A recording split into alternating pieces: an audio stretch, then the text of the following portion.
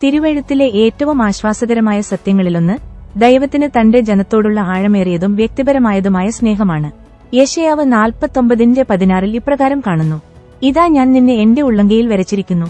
ഇത് വെറും കാവ്യാത്മകമായ ഭാഷയല്ല, ദൈവത്തിന്റെ ആഴമേറിയ അറിവിന്റെയും അഭേദ്യമായ പ്രതിബദ്ധതയുടെയും തന്റെ മക്കളെക്കുറിച്ചുള്ള നിരന്തരമായ ഓർമ്മയുടെയും പ്രഖ്യാപനമാണിത്.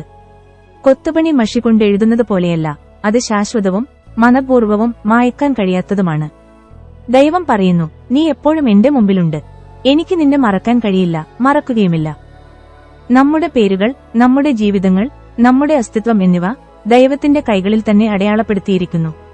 സ്വർഗത്തെ രൂപപ്പെടുത്തിയ അതേ കൈകൾ, എല്ലാം താങ്ങുന്ന അതേ കൈകൾ, കുരിശിൽ കുത്തിയ അതേ കൈകൾ, നമ്മെ പിടിച്ചിരിക്കുന്ന കൈകളാണ്. കർത്താവ് നൽകുന്നത് നിത്യസുരക്ഷയാണ്. ഒരു അന്ധകാരശക്തിക്കും മറികടക്കാൻ കഴിയാത്ത ദിവ്യസംരക്ഷണമാണിത്. നിങ്ങൾ എന്ത് പരീക്ഷണങ്ങളോ വേദനയോ നേരിട്ടാലും നിങ്ങൾ ഒരിക്കലും ഒറ്റക്കല്ലെന്നും ഒരിക്കലും മറക്കപ്പെടില്ലെന്നുമുള്ള ഒരു വാഗ്ദാനമാണിത്.